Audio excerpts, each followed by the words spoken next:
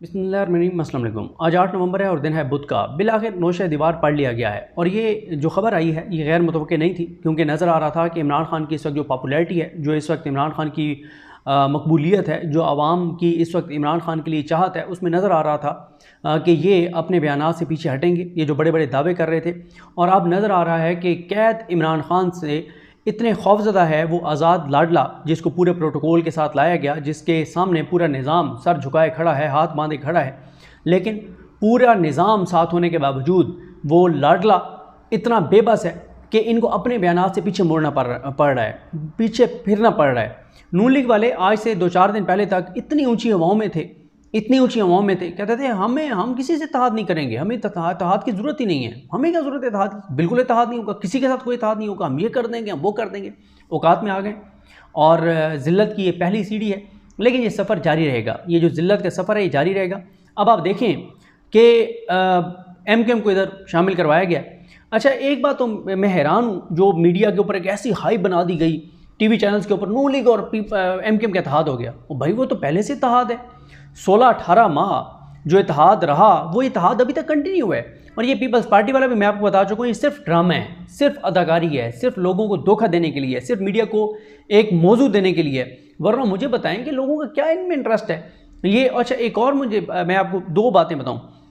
2 बयानी बनाने की कोशिश की जा रही है। एक बयानिया ये बनाने की कोशिश की जा रही है कि यार सारी जमातें मिल के चलेंगी तो मुल्क को बहरान से निकालेंगी।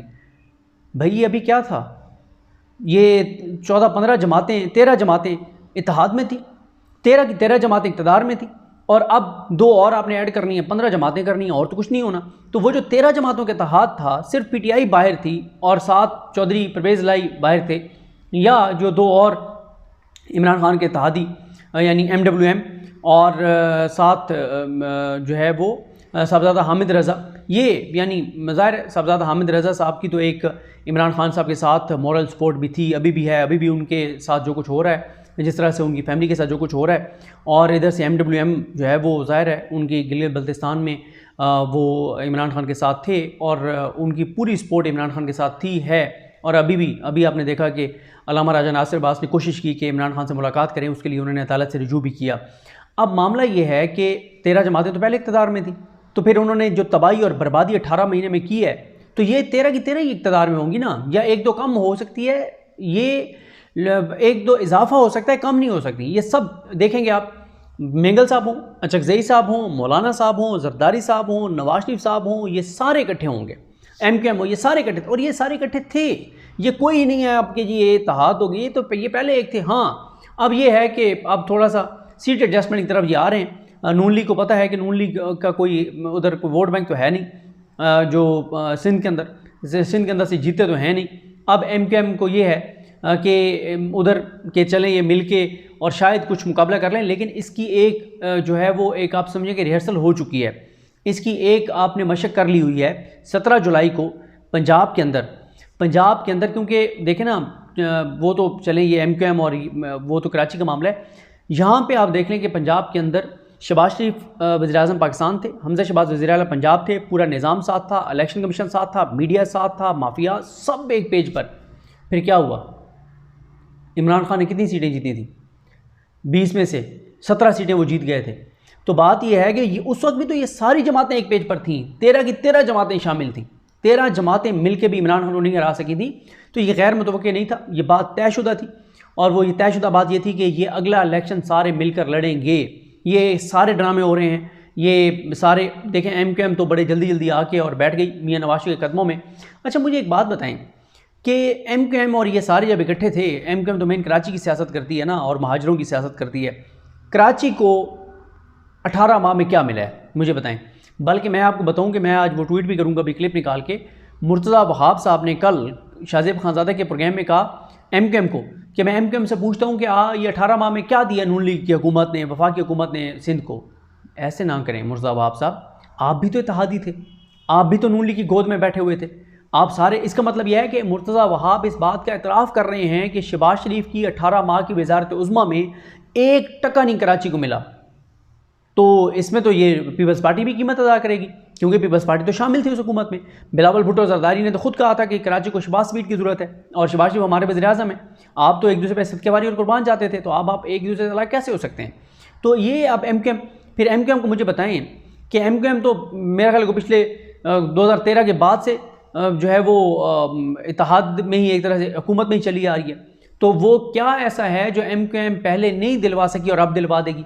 और पहले तो ये पिछला हिसाब देना कि आप 18 माह इनके साथ रहे PDM के साथ और आपको इमरान खान के दौर में हर चीज़ का दर्द आपको सताता था, आप रोज़ ब्लैकमेल करते थे और आप कहते थे अब ये चीज़ इतनी महंगी हो गई है तो हम अलग हो रहे हैं। उससे 10 गुना ज़्यादा महंगाई शहबाज शरीफ ने की है और हर महंगाई के फैसले में MQM शामिल थी।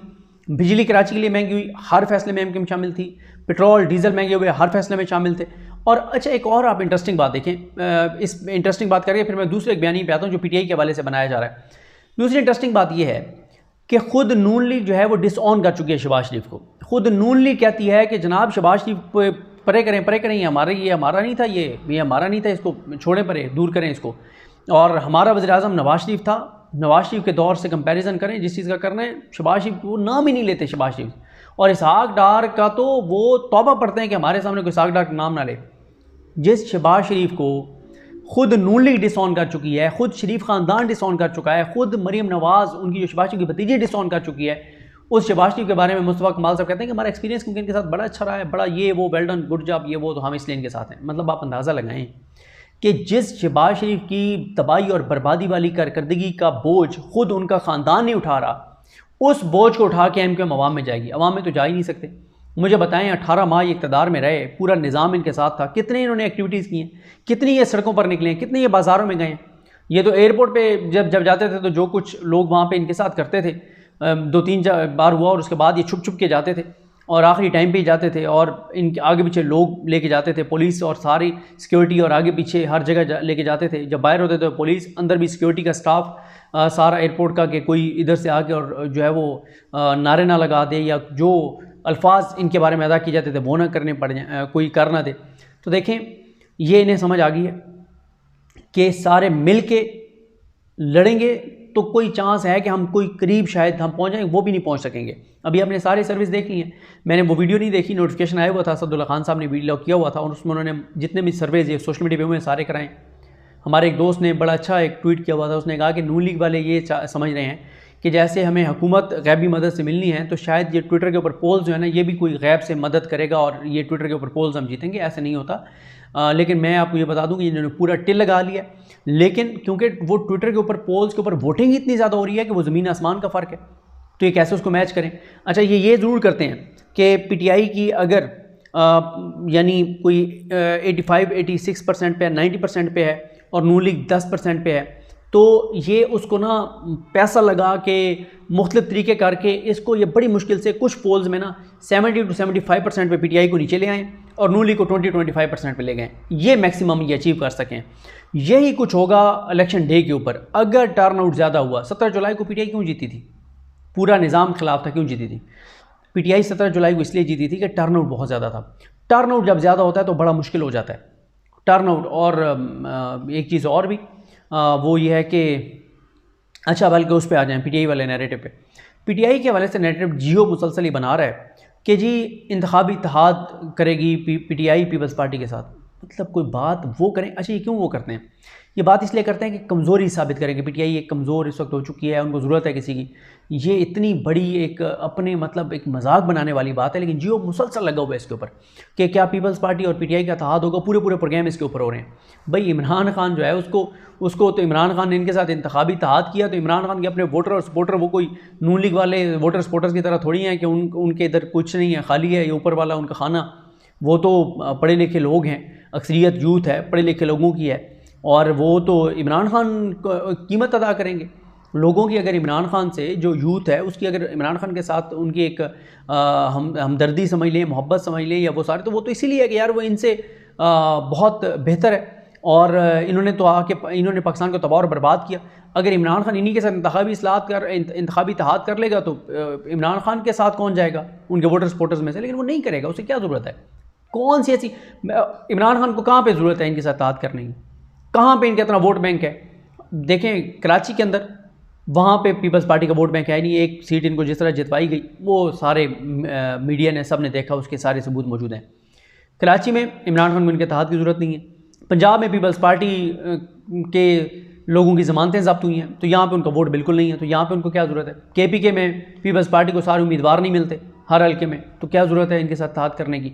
तो ये एक और जो है ये बयानी बनाया जा रहा है। लेकिन असल बात यह है कि अब इन्होंने ये बात मान ली है कि इमरान खान का मुकाबला करना है, और किस इमरान खान का, कैद इमरान खान का, ज़ख्मी इमरान खान का। तो लेकिन जाहिर है बाज़ बार वो कल आपने देखा ना, मुझे क्योंकि मैं क्रिकेट ज़्यादा देखता नहीं हूँ, मैक्सवेल या जो भी उसका नाम है, वो जो कल ऑस्ट्रेलिया का प्लेयर जिसने 200 रन्स बनाए और वो ज़ख्मी हो गया, उसके बावजूद उसने मैच जितवाया है। तो इस चीज़ ने, और उससे पहले प्रेडिक्शन क्या आ रही थी, प्रेडिक्शन आ रही थी 96% प्रेडिक्शन आ रही थी कि अफ़गानिस्तान जीत जाएगा। इतनी प्रेडिक्शन जो है वो इस वक्त ये है कि नवाज शरीफ वज़ीर-ए-आज़म है, यानी ये परसेप्शन बना दी गई नवाज शरीफ वज़ीर-ए-आज़म है।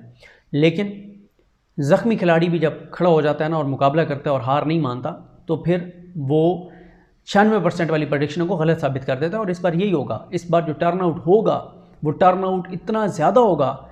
और ये जो कुछ लोगों ने बातें की कि जुमेरात का दिन रख दिया है, लोग नहीं निकलेंगे, ये वो, मैं आपको बता रहा हूँ इस बार, क्योंकि 17 जुलाई मैंने ग्राउंड पे जाके कवर किया। उस दिन पोलिंग डे के ऊपर मैं लाहौर में था, मैंने जाके हल्कों में पोलिंग स्टेशन पे देखा। मैंने उससे पहले मेन तो असदुल्ला खान साहब ने हर जगह किया, कुछ जगहों पर मैं भी किया, मैंने देखा।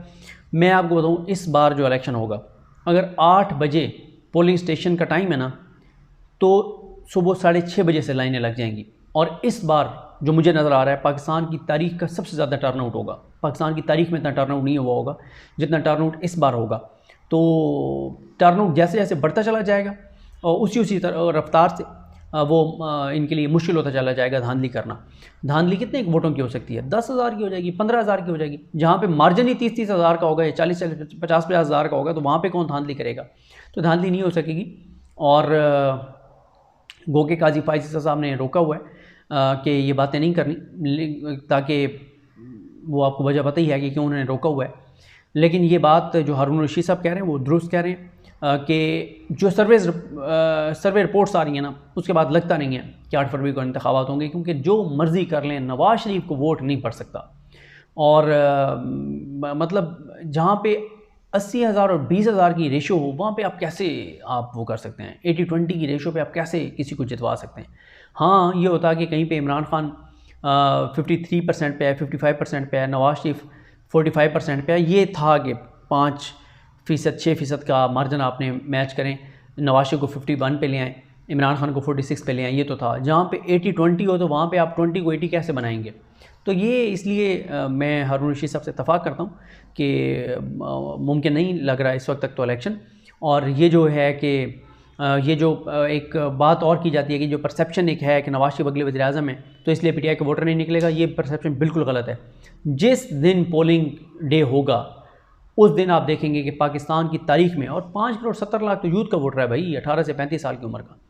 और इस बार बहुत ज़्यादा वोट पड़ना है, और ख़वातीन का वोट, बुज़ुर्गों का वोट। इस वक्त तो जिधर आप जाएँ आपको एक ही आवाज़ सुनाई देती है कि किसको लोगों ने वोट डालना है। और इनकी इतनी नफ़रत है, स्कूल के बच्चों से लेकर और बुज़ुर्गों तक। वो पूरा पाकिस्तान जो है वो सोशल मीडिया पे वीडियोस देख रहा है। और आप सोशल मीडिया पर छोड़ दें, आप जाएँ, आप अपने गली मोहल्ले में जाकर लोगों से बात करेंगे भी, तो आपको पता चल जाएगा। तो अब इन्होंने इस शिकस्त का एतराफ़ करते हुए इंतखाबी इत्तेहाद करने अब शुरू कर दिए हैं। और भी ये ज़िल्लत का सफ़र जारी रहेगा, ये सारे इकट्ठे होंगे। और इस बार ये पूरी टीम, ये 11 की टीम पूरी मिल के भी एक ज़ख्मी प्लेयर को नहीं गिरा सकेगी, और वो ये मैच जीतेगा, ये वाज़ेह तौर पर नज़र आ रहा है। मुझे अपनी दुआ में याद रखें। अल्लाह करीम हम सब कामयाब नासरों। अल्लाह हाफ़िज़।